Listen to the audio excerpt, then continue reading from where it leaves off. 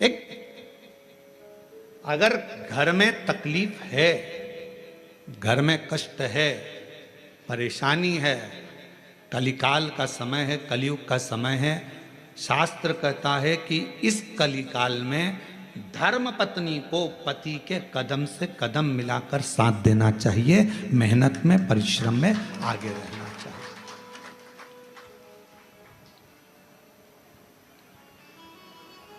वो समय गया जिस समय पर नारी केवल चौके का काम करती थी और लोग गाली देते थे, अपशब्द कहते थे, ताना देते थे, वो घर में रह लेती थी। आज का समय,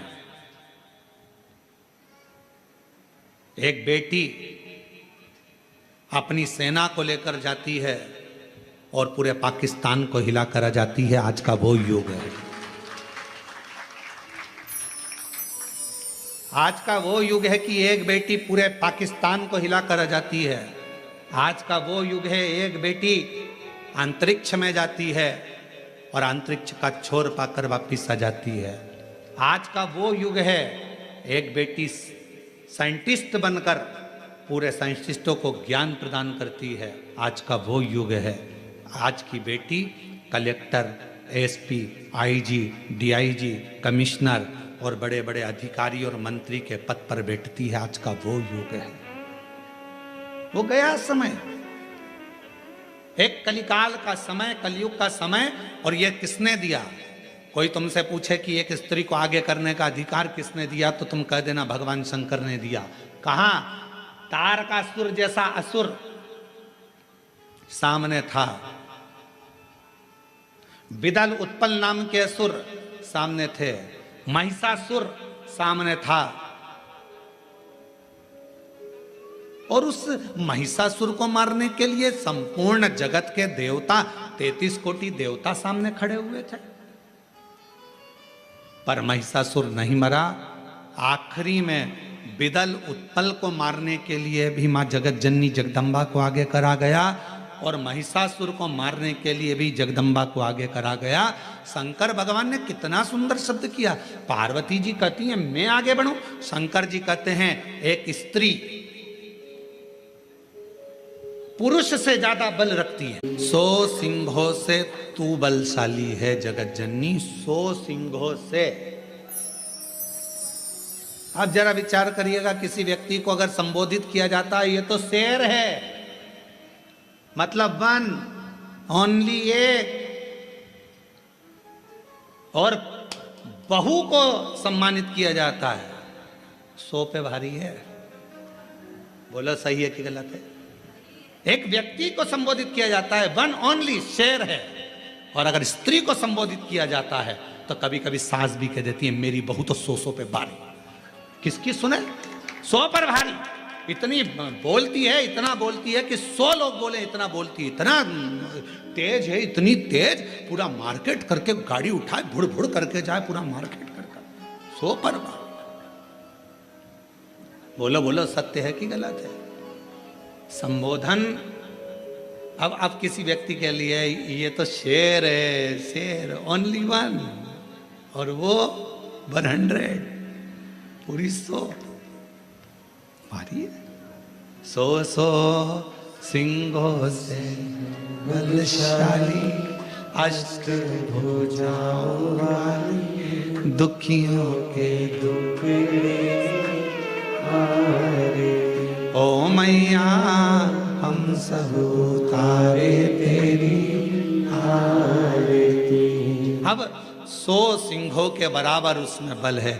शंकर भगवान आज के युग में, कलयुग में अगर स्त्रियां, नारियां आगे आकर कार्य कर रही हैं, स्त्रियां आगे बढ़ी हैं, तो इसमें सबसे बड़ा योगदान, सबसे बड़ी कृपा मेरे देवादिदेव महादेव की है, जिन्होंने पार्वती जी को आगे करा, मां जगदम्बा को आगे करा।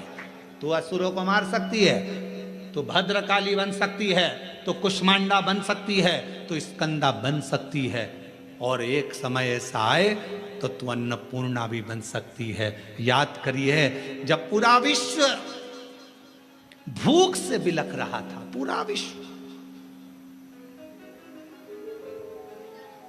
अकाल पड़ गया पूरी सृष्टि में, तड़पने लगे लोग, पक्षी मरने लगे, पशु मरने लगे, मानव मरने लगे, कुछ नहीं बचा। शिव अखंड समाधि में डूबे हुए थे और शंकर भगवान अखंड समाधि में थे। देवता आए शिव जी से प्रार्थना करने के लिए, शिव जी उठते नहीं। ब्रह्मा जी आए, शिव जी उठते नहीं। इंद्र आए, शिव जी उठते नहीं। अखंड समाधि में लगे भगवान देवाधिदेव महादेव, उठने का नाम नहीं। नेत्र बंद, क्या हो रहा है मालूम नहीं, पर पार्वती माता से रहा नहीं गया। सूचना मिली पूरा ब्रह्मांड हिल रहा है, सब भूख और प्यास से तड़प रहे हैं। तब माँ अम्बा जगदम्बा माता पार्वती ने विचार करा, मेरे बच्चे ये संसार के लोग भूख से तड़प रहे हैं। तब मेरी माँ अम्बा जगदम्बा जी ने तुरंत अन्नपूर्णा का रूप धारण करा।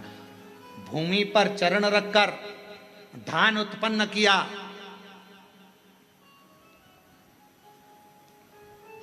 धान उत्पन्न किया और चरण रखकर धान लेकर मेरी माँ थोड़ा सा अन्न का भाग लेकर, जो मेरी अन्नपूर्णा माता ने जीवों का भरण पोषण करना प्रारंभ करा, तो माता जी को अन्नपूर्ण सदा पूर्ण शंकर प्राण वल्लभ है। भगवान शंकर की प्रिया माँ जगत जननी पार्वती जी जगत का भरण पोषण करने वाली हो गई। भगवान शिव के नेत्र खुले, शंकर भगवान के नेत्र खुलते से ही उनको भी, जब बहुत हजारों वर्ष की तप साधना कर ली तो उठते से ही कुछ भूख से भाव में आई, भोजन का भाग मांगने के लिए स्वयं अन्नपूर्णा के दरवाजे पर चले गए। स्वयं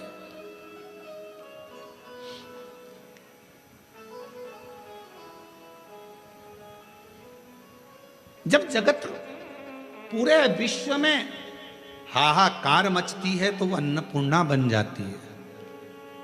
अगर नारी को अगर शक्ति दी है तो किसने दी? शिव ने। शंकर भगवान कि सारे चरित्रों को उठाकर देखिएगा, केवल देवाधिदेव महादेव अपना अर्ध नारीश्वर स्वरूप का दर्शन कराते हैं।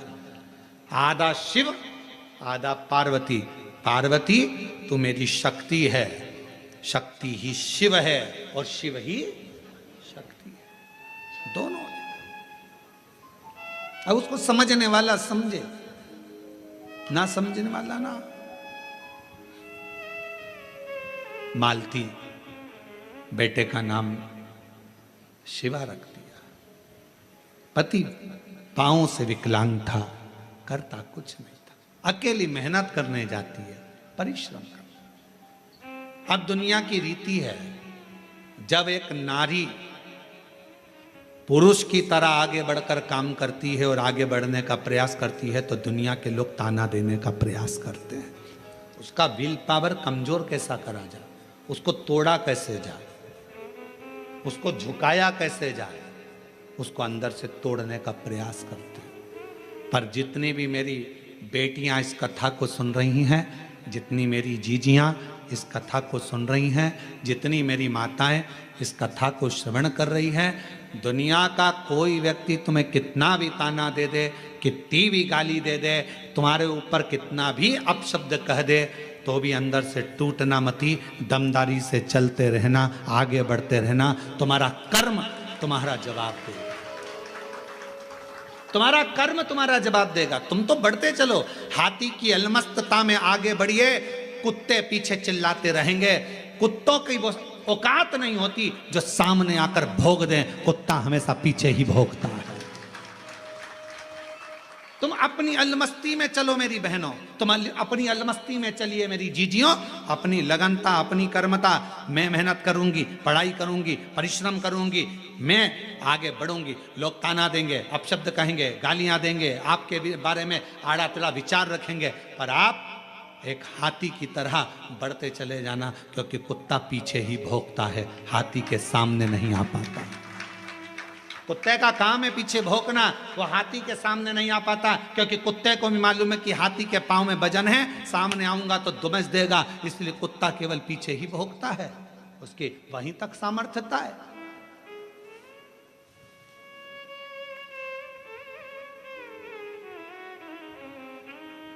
एक बहन, एक बेटी, एक मां, एक स्त्री जब अपने कर्तव्य पथ पर चले उसको सोचना नहीं चाहिए कौन क्या कहेगा। आग लगे बस्ती में मस्ती में, क्या किसको रोइए सोइए, कौन कहेगा क्या बोलेगा बोले। गली गली में कुत्ता मिलेगा, क्या हाथी सबसे भिड़ता है? बोलो बोलो जम के बोलो। गली गली में कुत्ता मिलेगा, क्या हाथी सबसे भिड़ता है? नहीं। हाथी को मालूम है ये भोगता रहेगा, अपन बढ़ते रहेंगे, फिर अगले गांव जाएंगे, फिर अगली जगह जाएंगे, फिर चिल्लाएंगे। इनका फर्ज है चिल्लाना, क्योंकि पैदा ही इसलिए हुए हैं कि इनको चिल्लाना ही है। अपना कर्म अपना कर्तव्य अपने को आगे बढ़कर जाना, अपना कर्तव्य आगे बढ़ते चलो, बढ़ते चलो।